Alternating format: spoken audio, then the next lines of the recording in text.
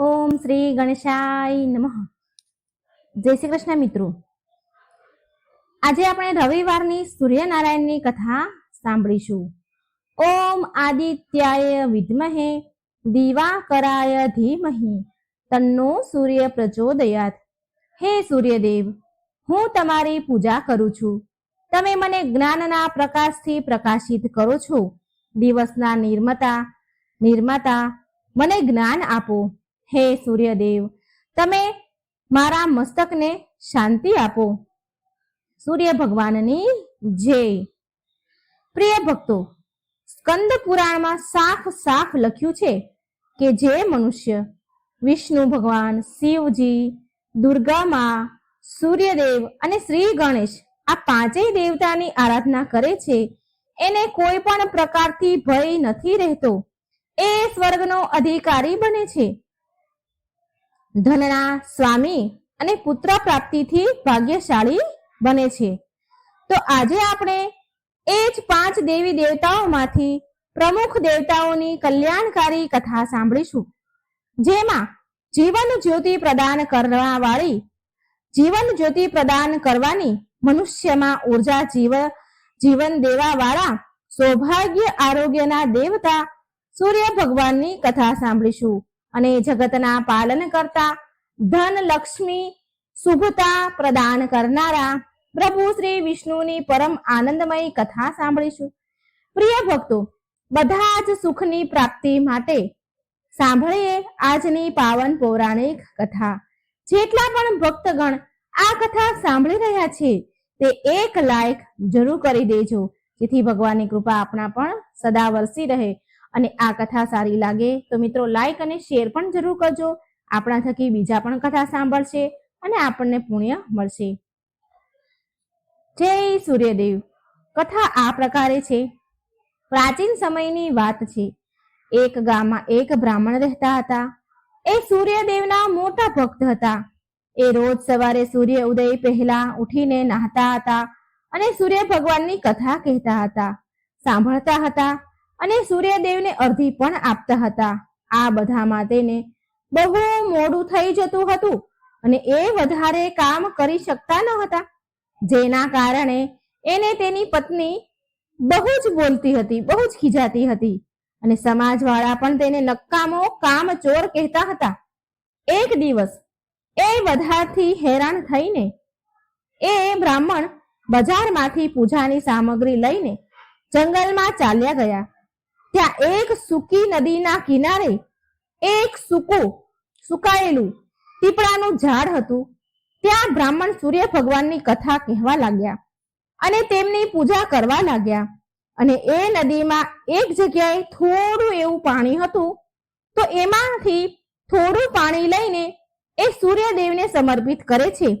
જેવું જ તેના દ્વારા ચડાવેલું જળ નદી અને પીપળાના ઝાડ પર પડ્યું, એવી જ નદી ચોખ્ખા પાણીથી ભરાઈ ગઈ અને પીપળાનું ઝાડ હર્યું ભર્યું લીલું છમ થઈ જાય છે.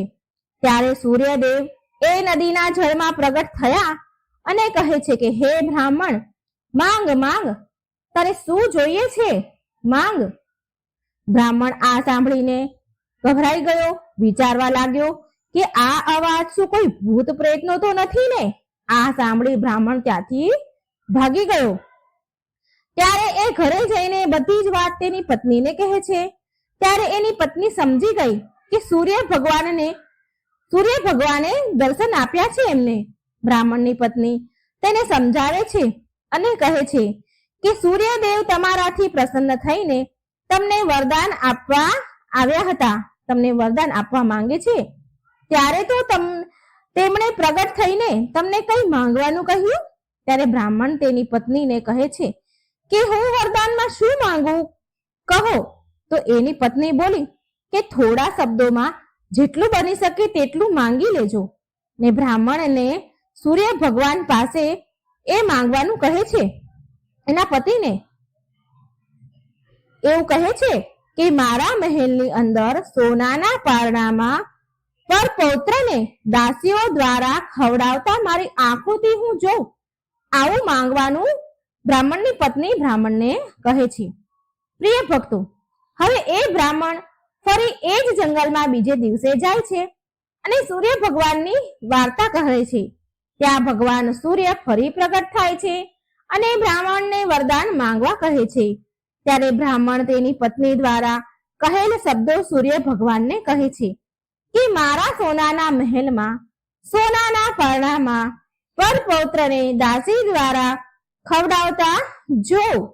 પ્રિય ભક્તો, બ્રાહ્મણની પત્ની દ્વારા બતાવેલ શબ્દ સાંભળીને સૂર્ય ભગવાન બોલ્યા કે અરે, જો આમાં તો તું બહુ ભોળો ભલો લાગે છે, પણ એક જ વાર માટે બધું જ માંગી લીધું. ભગવાન બોલ્યા, જા, તારી બધી ઈચ્છા પૂરી થશે. બ્રાહ્મણ પછી જ્યારે ઘરે આવે છે તો જોવે છે કે તેની તૂટેલી ફૂટેલી ઝોપડી એક મહેલ બની ગઈ છે અને એ મહેલમાં દાસ દાસીઓ અવર જવર કરતા હતા. બ્રાહ્મણ પાસે બેઠેલી એક વૃદ્ધ ડોસીમાં હતા તો તેને એ બ્રાહ્મણે પૂછ્યું કે અહીંયા તો મારી ઝૂંપડી હતી અને અહીં અચાનક મહેલ ક્યાંથી આવી ગયો? એ જ સમયે મહેલને એક દરવાજામાંથી એક સુંદર સ્ત્રી ઘરેણા અને સુંદર વસ્ત્રથી સજેલી ધજેલી લથપથ ઘરેણાથી સજેલી બહાર આવી. બ્રાહ્મણને કહે છે કે આવો, આ તમારું જ ઘર છે. સૂર્ય ભગવાને આપણી મનોકામના બધી પૂરી કરી દીધી છે. આટલું ધન જોઈને બ્રાહ્મણે એની પત્નીને કહ્યું કે આટલું બધું ધન આપણે શું કરીશું? તો એની પત્ની બોલી કે ધનથી શું નથી થતું, ધનથી બધું જ થાય છે. દાન, પુણ્ય, યજ્ઞ, હોમ કરીશું. પછી બ્રાહ્મણે એના ધનને પૂજા પાઠ અને પુણ્યના કાર્યોમાં ઉપયોગ કર્યો. હવે બધા જ ગામવાળા લોકો રાજાની જગ્યાએ એ બ્રાહ્મણના ગુણ ગાન ગાવા લાગ્યા. રાજાએ આ બધું સાંભળીને બ્રાહ્મણને બોલાવ્યો અને પૂછ્યું કે કાલ સુધી તો તારા ઘરે ખાવાના પણ ફાફા હતા, આજે આ ધન ક્યાંથી આવ્યું? ક્યાંથી ચોરી કરી અને ક્યાં હાથ માર્યો, ક્યાં લૂંટફાટ કરી તમે?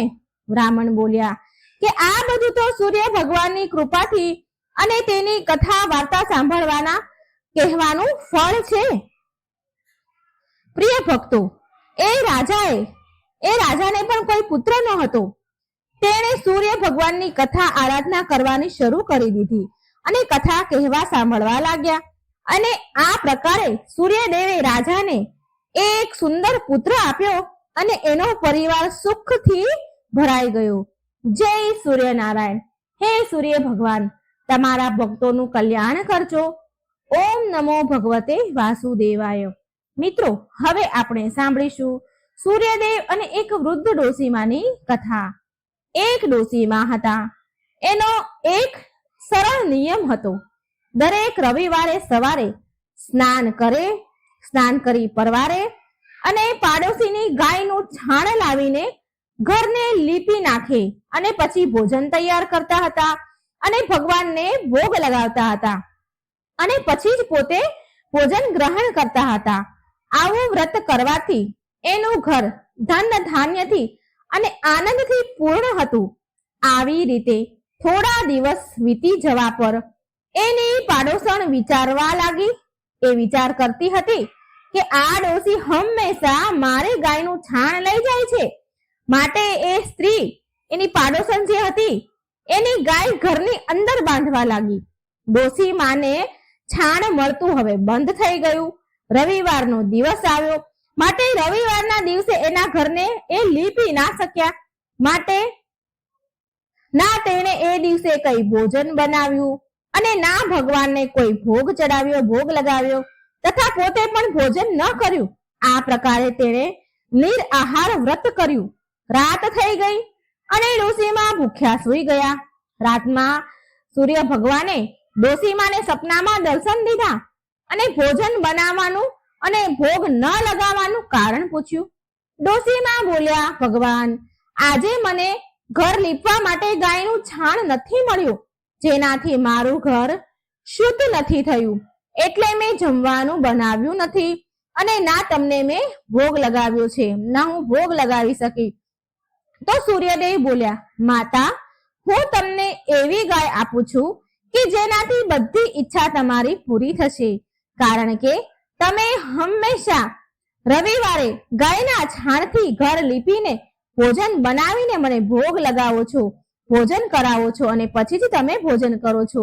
માટે હું ખુશ થઈને તમને એ વરદાન આપું છું કે તથા અંત સમયમાં મોક્ષ પણ તમને પ્રદાન કરીશ. સપનામાં આવું વરદાન આપી ભગવાન અંતર ધ્યાન થઈ ગયા અને જ્યારે ડોસીમાની આંખ ખુલી તો એમણે જોયું કે આંગણામાં એક સુંદર ગાય અને વાછરડું બંધાયેલું છે. એ ગાય અને વાછરડું જોઈને માજી તો બહુ ખુશ થઈ ગયા અને તેને ઘરની બહાર બાંધી દીધી, ત્યાં ચારો નાખ્યો. ડોસીમાની પાડોશણે ડોસીમાના ઘરની બહાર સુંદર ગાય અને વાછરડું જોયું તો એ તો ઈર્ષાના કારણે બળી ઉઠી. તેનું તો કાળજું જ કપાઈ ગયું. જ્યારે એને જોયું કે ગાયે સોનાનું છાણ આપ્યું છે તો એ ગાયનું છાણ લઈ ગઈ અને એની ગાયનું છાણ એની જગ્યાએ મૂકી ગઈ. એ રોજ આવું કરતી હતી વહેલી સવારે અને ડોસીમાને આ વાતની જરા પણ ખબર ન હતી કે એની ગાય સોનાનું છાણ આપે છે, કારણ કે ગાય ઘરની બહાર બાંધતા હતા અને વહેલી સવારે ગાય છાણ કરે તો એ બધું પાડોશણ જોવે અને એ રોજ સોનાનું છાણ લઈ જાય. ડોસીમા આ બધી વાતથી બિલકુલ અજાણ. ત્યારે સર્વવ્યાપી ઈશ્વરે વિચાર્યું કે ચાલાક પાડોશણના કર્મથી ડોસીમા છેતરાઈ રહ્યા છે.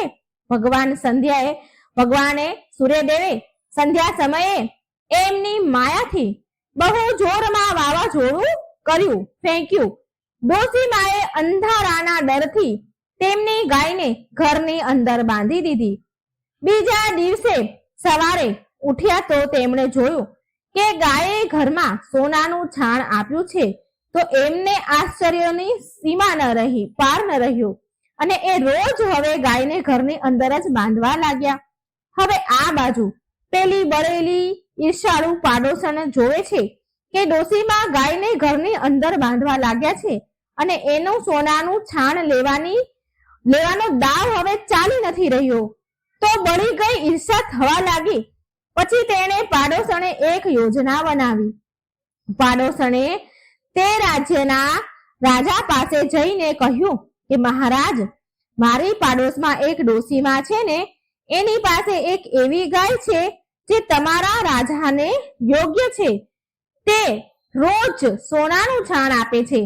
તમે એ સોનાથી પ્રજાનું પાલન કરજો. એ ડોસી આટલા બધા સોનાનું શું કરશે મહારાજ? રાજાએ જ્યારે આ સાંભળ્યું તો તેમના સૈનિકોએ ડોસીને ત્યાં મોકલીને ગાયને લાવી દીધી. ડોસીમાં સવારે ભગવાનને ભોગ ધરાવી ભોજન ગ્રહણ કરવા બેસવાના જ હતા તો રાજાના સૈનિકો એટલી વારમાં ત્યાં આવ્યા અને ગાયને લઈને ચાલ્યા ગયા. ડોસીમાએ ઘણી બધી જીદ કરી, ના કહી, રડ્યા, બૂમો પાડી, પણ સૈનિકો સામે કોઈ શું કરી શકે? એ દિવસે ડોસી ગાયના વિયોગમાં ભોજન ન ખાઈ શક્યા. રાતભર રડતા જ રહ્યા. રડી રડીને ભગવાનને ગાયને ફરી મેળવવા માટે પ્રાર્થના કરી રહ્યા હતા. આ બાજુ રાજા ગાયને જોઈને બહુ ખુશ થઈ ગયા. પણ રાજા સવારે જેવા ઉઠ્યા અને આંખો ખોલી તો આખો મહેલ છાણાથી ભરાયેલો જોયો. રાજા આ જોઈ ગભરાઈ ગયા. હવે શું થાય? ભગવાને રાતમાં રાજાને સપનામાં કહ્યું, સૂર્યદેવે કે હે રાજા, ગાય પાછી ડોસીમાને સોંપી દેજે. આમાં જ તારું કલ્યાણ છે, ભલું છે. એના રવિવારના વ્રતથી પ્રસન્ન થઈને મેં એને ગાય આપી હતી. જો તે એ ગાય તેને પાછી નહીં આપીને તો તારું સર્વનાશ થશે. પ્રિય ભક્તગણો, સવાર થતા જ રાજાએ ડોસીમાને બોલાવી અને બહુ બધું ધન આપ્યું, સન્માનિત કર્યા. તેની સાથે ગાય અને વાછરડું પણ એના આપી દીધા અને તેની પાડોશણને બોલાવીને જેને આ બધું ષડયંત્ર કર્યું હતું તેને ઉચિત દંડ દીધો. આટલું કર્યા પછી રાજાના મહેલની ગંદકી દૂર થઈ ગઈ.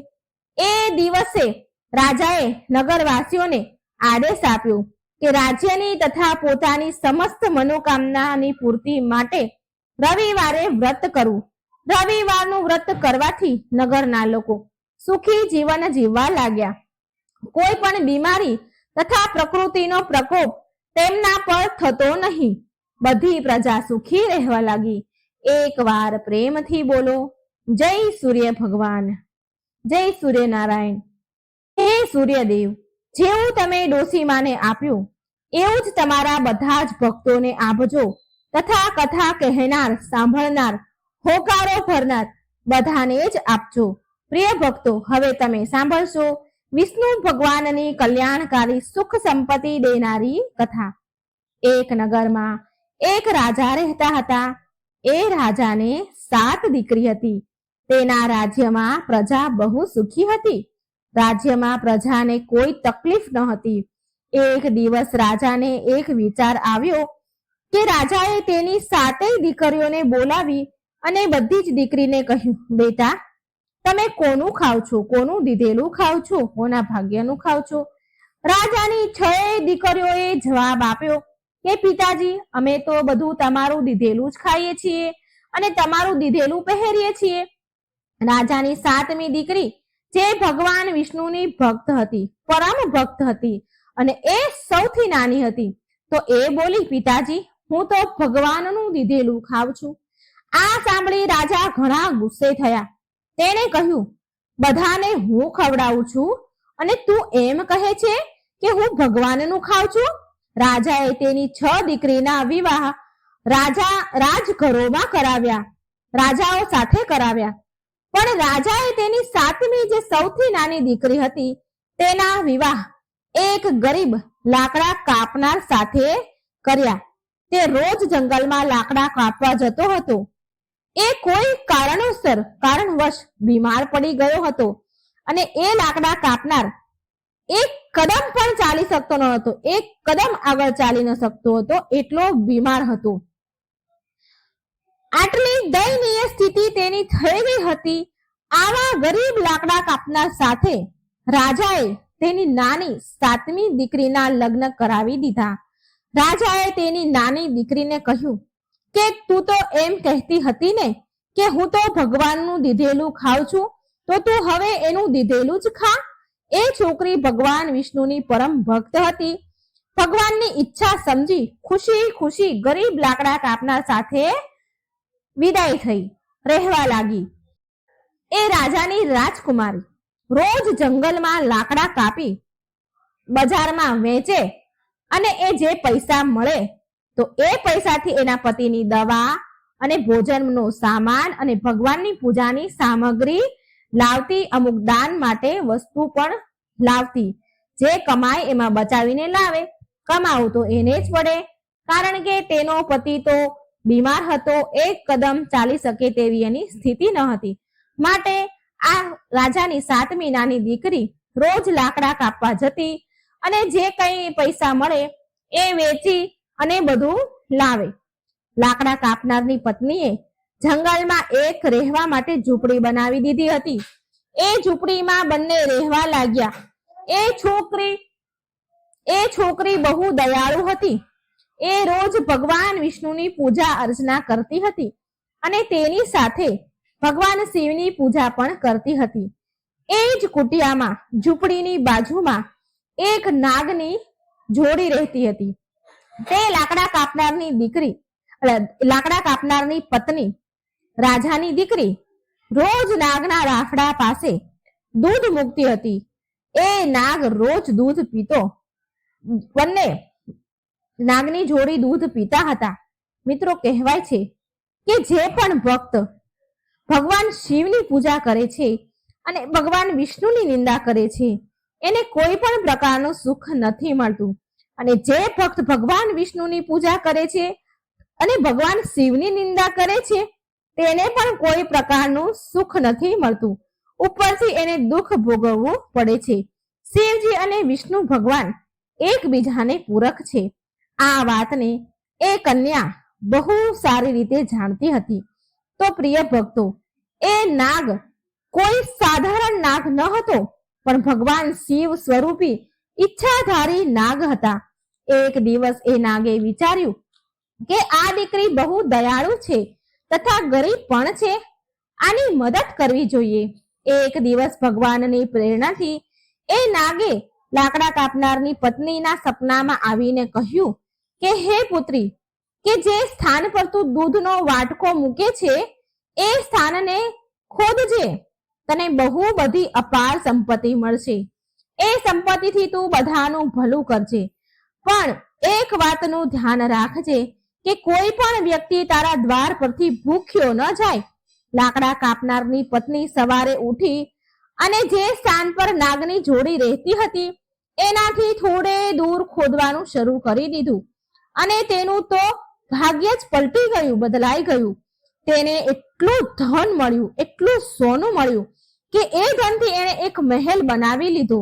તેને એનું એક નગર વસાવી લીધું. એ રોજ ભૂખ્યાને ભોજન કરાવતી હતી. તેનો પતિ પણ પૂરી રીતે સ્વસ્થ થઈ ગયો હતો ભગવાનની દયાથી. એક દિવસ એ કન્યા, એ લાકડા કાપનારની પત્ની બધાને ભોજન કરાવતી હતી. ત્યારે એણે જોયું કે પંગતમાં સૌથી પાછળ એના પિતા અને એની 6 બહેનો બેઠેલી છે. તે ઓળખી ગઈ અને એના પિતાને પૂછવા લાગી, પિતાજી, તમારી આવી હાલત કેમ થઈ ગઈ? તેના પિતા બોલ્યા, પુત્રી, મારું બધું જ રાજપાટ ચાલ્યું ગયું.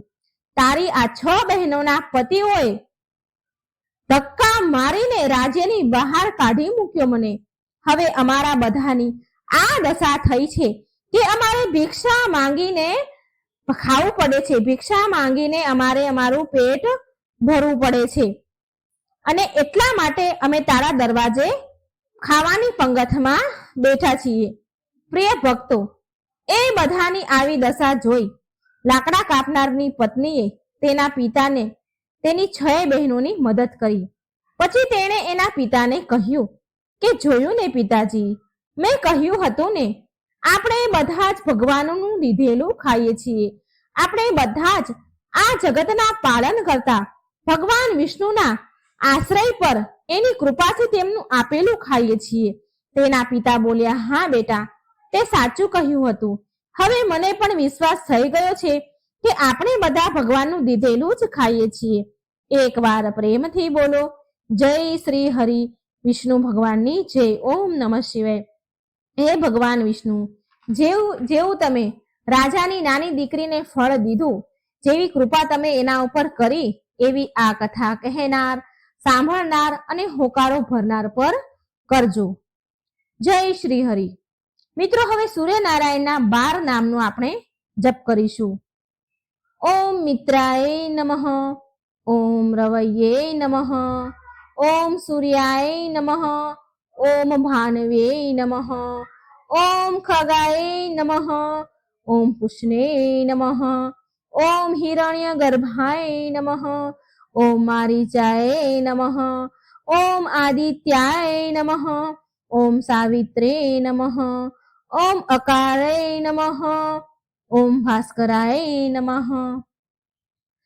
સૂર્ય ભગવાનની જય. સૂર્ય ભગવાનની રવિવારની વ્રત કથા. ઓમ સૂર્યાય નમઃ. એક નગરમાં એક શેઠ અને શેઠાણી રહેતા હતા. એને કોઈ સંતાન હતા નહીં, જેના કારણે તે દુઃખી રહેતા હતા. એક દિવસ શેઠ સવારમાં બહાર જઈ રહ્યા હતા તો સામે રસ્તામાં એક ખેડૂત ખેતરમાં બીજ રોપવા જતો હતો. શેઠને જોઈને ખેડૂત મોઢું ફેરવી ગયો અને પાછો ચાલ્યો ગયો અને બોલતો ગયો કે આજે તો સારા સુકન થયા નહીં, ખબર નહીં દિવસ કેવો જશે. એ શેઠે એની વાત સાંભળી અને ઉદાસ થઈને ઘરે આવ્યો પાછો અને તેની પત્નીને આ બધી વાત કરી તો શેઠાણી પણ બોલી, હા, આજે આંગણામાં એક ચકલી આવી હતી અને બોલી કે આ ઘરમાં તો બાળકો નથી, ચણ દાણા પાણી ક્યાંથી મળશે? આમ બોલીને તે ઉડી ગઈ. આ સાંભળીને શેઠને બહુ જ ક્રોધ આવ્યો, બહુ દુઃખી થયા અને એ દિવસથી બંને જણા સૂર્ય ભગવાનની આરાધના કરવા લાગ્યા. આમ એમને 12 વર્ષ વીતી ગયા. એક દિવસ સૂર્યદેવ શેઠ અને શેઠાણી સામે સપનામાં પ્રગટ થયા અને બોલ્યા કે હું તમારી ભક્તિથી પ્રસન્ન છું અને મારા આશીર્વાદથી તમને સર્વગુણ સંપન્ન એક દીકરી, એક કન્યા મળશે. આમ કહીને સૂર્ય ભગવાન અંતર્ધ્યાન થઈ ગયા. સૂર્યદેવના આશીર્વાદથી શેઠાણીએ એક સુંદર દીકરીને જન્મ આપ્યો. સૂર્યદેવના આશીર્વાદથી જન્મેલી એ કન્યા સવારે સૂઈને ઉઠે ને તો એના મુખમાંથી હીરા મોતી ખરે. જ્યારે શેઠાણીએ આ જોયું કે એની તો ખુશીનું ઠેકાણું ન રહ્યું. પણ તેણે આ વાત જે દીકરીના મોઢામાંથી હીરા નીકળે છે સવારમાં ઉઠતાની સાથે આ વાત એને કોઈને પણ ન કરી, ત્યાં સુધી કે તેના પતિ શેઠને પણ ન કહી. સમય સાથે કન્યા મોટી થઈ, સર્વગુણ સંપન્ન દીકરી થઈ. તેના માતા પિતાની જેમ તે પણ સૂર્યદેવની પૂજા કરતી હતી, રવિવારના વ્રત કરતી હતી.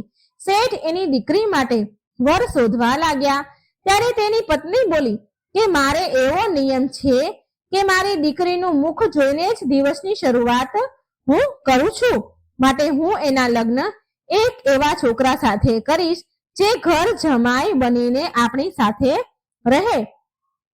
શેઠાણીએ એક ગરીબ ઘરનો છોકરો શોધ્યો અને તેની દીકરીના વિવાહ તેની સાથે કરી દીધા.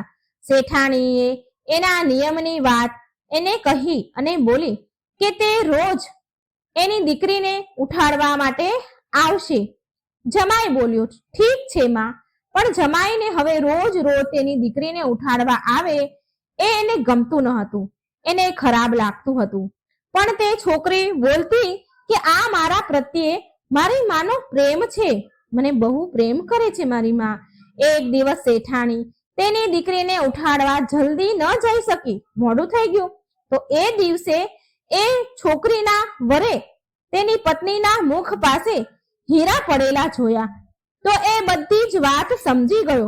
આ બાજુ જ્યારે શેઠાણી પહોંચી તો એને જોયું કે એની દીકરી જાગી ગઈ છે. તો એ સમજી ગઈ કે એના જમાઈને બધી સત્ય વાત ખબર પડી ગઈ છે. શેઠાણીએ લાલચમાં આવીને તેના જમાઈને મરાવી નાખ્યો અને તેનું માથું કાપીને તેની પાસે રાખી લીધું. આ બાજુ સૂર્યદેવ વિચારે છે કે મારા દ્વારા દીધેલી કન્યાના પતિને મારી નાખ્યો, મારે એની રક્ષા કરવી જોઈએ. સૂર્યદેવ એક બ્રાહ્મણનું રૂપ લઈને આવ્યા. શેઠાણીને ત્યાં એક બ્રાહ્મણનું રૂપ લઈને આવ્યા. શેઠાણી પાસે આવ્યા અને કહ્યું કે જો મને માથું ન આપ્યું તારા જમાઈનું તો હું આ રહસ્ય બધાને બતાવી દઈશ. અને ભિક્ષામાં જમાઈનું માથું લઈ ગયા સૂર્યદેવ અને એ માથું જમાઈના શરીર સાથે જોડી દીધું અને ઉપર અમૃતના છાંટા નાખ્યા. જમાઈ સરનારાનો ઊભો થયો, જીવતો થયો. આ બાજુ છોકરીએ રવિવારનું વ્રત રાખ્યું હતું. એ કથા સાંભળીને તેના પતિની વાટ જોઈ રહી હતી. પતિ મોડેથી ઘરે પહોંચ્યો તો એ બોલી કે શું તમને ખબર નથી કે આજે મારું વ્રત છે અને સૂર્યદેવના અસ્ત થયા પછી હું ભોજન નથી કરી શકતી. ત્યારે એના પતિએ બધી જ વાત કહી. એની માનું જે ષડયંત્ર હતું એ બધી જ વાત એને કહી એની પત્નીને. એટલે તે દીકરી બોલી કે હવે આપણે અહીં નહીં રહીએ અને આપણા ઘરે જઈશું. પછી એની માં બહુ જ પછતાણી, પણ તેની દીકરીએ એની માતાને કહ્યું, ઘણી મનાવી એની માએ, પણ એ દીકરી માની નહીં અને બોલી કે માં તારી સજા એ જ છે કે હું તારી સાથે નહીં રહું. આમ કહી તે એના પતિ સાથે સાસરે ગઈ. જોત જોતામાં તેનું ઘર સુખ સંપત્તિ શાંતિથી ભરાઈ ગયું. હે સૂર્યદેવ, જેવી કૃપા તમે દીકરી પર કરી એવી જ કૃપા, એવી સુખ સમૃદ્ધિ આ કથા કહેનાર, સાંભળનાર, હોકારો ભરનાર બધા જ પર કરજો. સર્વ પાપ બાળીને નષ્ટ કરજો. જય સૂર્યનારાયણ. મિત્રો, વાર્તા ગમે તો લાઈક અને શેર કરજો અને આ વિડીયોને લાઈક કરજો, શેર કરજો અને ચેનલને સબસ્ક્રાઇબ જરૂર કરી દેજો. તો આપણે ચાલો વાર્તા સાંભળીએ. જય સૂર્યદેવ. ઓમ સૂર્યનારાયણ નમઃ. એક ગામમાં એક બ્રાહ્મણ તેની પત્ની અને એના દીકરા સાથે રહેતા હતા. બ્રાહ્મણનો દીકરો રોજ સવારે ઉઠીને નાહી ધોઈને તેની માતા પાસેથી રોટલી ખાવા માંગતો હતો. રોજ ઉઠી નાહી ધોઈને એને ખાવા જોતું હતું. તો એક દિવસ તેની માતાએ કહ્યું, બેટા તું રોજ સવારે ઉઠીને એક નિત્ય નિયમ રાખી લે. લોકો તો સવારે ઉઠીને ભગવાનની પૂજા કરે, પાઠ કરે, મંદિરે જાય અને પછી જ જમે, પણ તું તો રોજ સવારે ઉઠીને જમી લે છે. એની માતાની વાત સાંભળીને તે છોકરાએ રોજ સવારે ઉઠીને નાહી ધોઈને સૂર્ય ભગવાનના દર્શન કરવાનો નિર્ણય લીધો. સૂર્ય ભગવાનના દર્શન કરીને જ પછી ખાવાનો નિર્ણય બનાવ્યો. આમ ને આમ સમયનું ચક્ર ચાલ્યું. છોકરો એના નિયમનું પાલન કરતો ગયો. રોજ ઉઠીને નાહી ધોવે, સૂર્યનારાયણનું દર્શન કરે અને પછી જ જમે. તો એક દિવસ ભગવાન સૂર્યનારાયણને એમ થયું કે હું આ બ્રાહ્મણના દીકરાની પરીક્ષા લઈ જાઉં કે આ દર્શન મારા સાચા મનથી કરે છે કે નહીં. પછી એક દિવસ સૂર્યનારાયણ બ્રાહ્મણના પુત્રની પરીક્ષા લેવા માટે વાદળમાં છુપાઈ ગયા. જ્યારે બ્રાહ્મણના પુત્રએ સૂર્યદેવને દર્શન ન થયા તો તે ભૂખ્યો તરસ્યો રહ્યો અને સૂર્યદેવના દર્શન માટે બહાર નીકળી જાય છે. ચાલતા ચાલતા બ્રાહ્મણ પુત્ર એક જંગલમાં પહોંચ્યો અને આમ તેમ બધી બાજુ સૂર્યદેવને શોધવા લાગ્યો કે ક્યાંક સૂર્યનારાયણના દર્શન થઈ જાય અને હું જમું. સૂર્યનારાયણને શોધતા શોધતા તેને સાંજ પડી ગઈ, પણ તેને સૂર્યનારાયણના દર્શન થયા નહીં. આ તરફ એ જંગલમાં એક બાજુ 4 ચોર આવે છે અને એ ચોર તેનું ચોરી કરેલું ધન આપસમાં એકબીજા સાથે વહેંચે છે અને ત્યાં જંગલમાં જ રોકાય છે. આ બાજુ સૂર્યદેવ બ્રાહ્મણના પુત્રની ભક્તિ જોઈને બહુ પ્રસન્ન થયા અને વિચારે છે કે આ બ્રાહ્મણ પુત્ર તો મારો સાચો ભક્ત છે અને ભૂખ્યા તરસ્યા આખો દિવસ થઈ ગયો છતાં પણ તેણે કોઈ પ્રકારની જમ્યો નથી અને હાર ન માની અને મારા દર્શન માટે વ્યાકુળ થઈ ગયો છે. સૂર્યદેવે ભૂખ્યા તરસ્યા બ્રાહ્મણ પુત્રને દર્શન આપ્યા. સાક્ષાત પ્રગટ થયા. દર્શન કરી તે છોકરો ખૂબ ખુશ થયો. છોકરો નાનો હતો તો બહુ ખુશ થઈ ગયો, રાજી થઈ ગયો. તે તો જોરથી બૂમો પાડવા લાગ્યો કે દેખાઈ ગયા આમ બોલવા લાગ્યો. તો આ એક બાજુ ચોર ધન વહેંચી રહ્યા હતા. એટલે આ બ્રાહ્મણ પુત્રનો અવાજ સાંભળીને ચારેય ચોરને લાગ્યું કે આપણને ચોરીનું ધન વહેંચતા આ છોકરો જોઈ ગયો લાગે છે, એટલે એ બૂમો પાડે છે કે દેખાઈ ગયા. તો એ ચોર એ છોકરાને પાસે આવ્યા અને પૂછે છે કે તે શું જોયું, અને જો હવે તે જોઈ લીધું છે તો આ વાત કોઈને કહેતો નહીં. અમે પણ તને અડધું ધન આપી દઈશું અને તને અમે અડધું ધન આપશું. એ ચોરે બ્રાહ્મણ પુત્રને અડધું ધન આપી દીધું એના ધનમાંથી. બ્રાહ્મણનો છોકરો તો ધન લઈને તેના ઘેર આવ્યો અને તેની માતાને કહે છે, ઘરની દરવાજાની બહાર ઊભો રહીને બોલ્યો, માં દરવાજો ખોલ. ત્યારે એની માતાએ અંદરથી અવાજ આપ્યો, બેટા આખો દિવસ તું ક્યાં ગયો હતો? હવે તું કોઈ નિયમ ન રાખ. તો એનો છોકરો બહારથી બોલ્યો, માં તું પહેલા દરવાજો તો ખોલ. મારા પર ભગવાન સૂર્યદેવ પ્રસન્ન થયા છે અને એમણે મને દર્શન આપ્યા છે. માએ તો આ વાત સાંભળી દરવાજો ખોલ્યો તો રાજી થઈ. એટલે છોકરો ઘરમાં આવીને બોલ્યો, જો માં સૂર્યદેવની કૃપાથી હું કેટલું બધું ધન લઈને આવ્યો છું અને માં સૂર્યદેવે મને સાક્ષાત દર્શન આપ્યા છે. માં તો ધન જોઈને બહુ રાજી થઈ અને માં દીકરો બંને બહુ ખુશીનો એનો તો પાર જ ન રહ્યો અને માં દીકરો બંને નિયમપૂર્વક સૂર્યદેવની પૂજા પાઠ કરવા લાગ્યા. સૂર્યદેવની કૃપાથી બ્રાહ્મણ પરિવાર બહુ સુખી થયા. તો હે સૂર્યનારાયણ, હે સૂર્યદેવ, તમે જેવા બ્રાહ્મણના દીકરાને પર ફળ્યા, બ્રાહ્મણના દીકરા પર કૃપા કરી, એવી જ કૃપા તમારા બધા જ ભક્તો પર રાખજો. આ વાર્તા સાંભળનાર, વાંચનાર બધાને જ ફળજો. જય સૂર્યનારાયણ. જય શ્રી કૃષ્ણ. રાધે રાધે. Thank you. ઓમ શ્રી ગણેશાય નમઃ. જય શ્રી કૃષ્ણ મિત્રો. આજે આપણે સૂર્ય ભગવાનની કથા સાંભળીશું. ઓમ સૂર્યાય નમઃ. મિત્રો ખૂબ જ સરસ મજાની કથા છે સૂર્યનારાયણની. તો વિડીયો સારો લાગે તો લાઈક અને શેર કરવાનું ભૂલશો નહીં અને આ ચેનલને એકવાર સબસ્ક્રાઇબ જરૂર કરી દેજો. આમાં રસપ્રદ ગૃઢ રહસ્યના ભગવાનના શાસ્ત્રોના વિડીયો હું મૂકું છું. જો સબસ્ક્રાઇબ કરશો ચેનલને, બેલ આઇકોનનું બટન ઓન કરશો તો આ વિડીયોના જાણકારી માહિતી તમારા સુધી તરત આવશે. માટે ચેનલને સબસ્ક્રાઇબ કરી દેજો. અને કથા વાર્તા સારી લાગે તો કોમેન્ટ બોક્સમાં જરૂર જણાવજો અને ભગવાનનું નામ પણ એકવાર જરૂર લખજો. આ વાર્તા સાંભળવાથી આરોગ્યની પ્રાપ્તિ થાય છે, શારીરિક તંદુરસ્તી મળે છે, શારીરિક પીડા દૂર થાય છે અને સમાજમાં માન યશ વધે છે. આ કથાના અનુસાર વેદ વ્યાસજીના પરમ સર્વશ્રેષ્ઠ શિષ્ય ઋષિ વેશપાયનજી એક વખત વેદ વ્યાસજીને પૂછ્યું કે હે ગુરુદેવ, આકાશમાં રોજ જેનો ઉદય થાય છે તે કોણ છે અને એનો શું પ્રભાવ છે, અને તેમાંથી નીકળતા કિરણો અને પ્રકાશની ઉત્પત્તિ ક્યાંથી થઈ? હું જોઉં છું કે દેવતાઓ, મોટા મોટા શ્રેષ્ઠ મુનિઓ, રાક્ષસો તથા બ્રાહ્મણ અને માનવી સહિત એની આરાધના કરે છે. આ સાંભળી વેદવ્યાસજી તેમના પ્રિય શિષ્યને કહે છે કે જે આકાશમાં રોજ ઉદય થાય છે તે બ્રહ્માજીના સ્વરૂપમાંથી પ્રગટ થયેલ ઉત્કૃષ્ટ તેજ છે, અને તમે તેને સાક્ષાત બ્રહ્માજી જ સમજો, અને એ જ છે ધર્મ, અર્થ, કામ અને મોક્ષ આ ચારેય પુરુષાર્થને આપવાવાળા દેવ છે.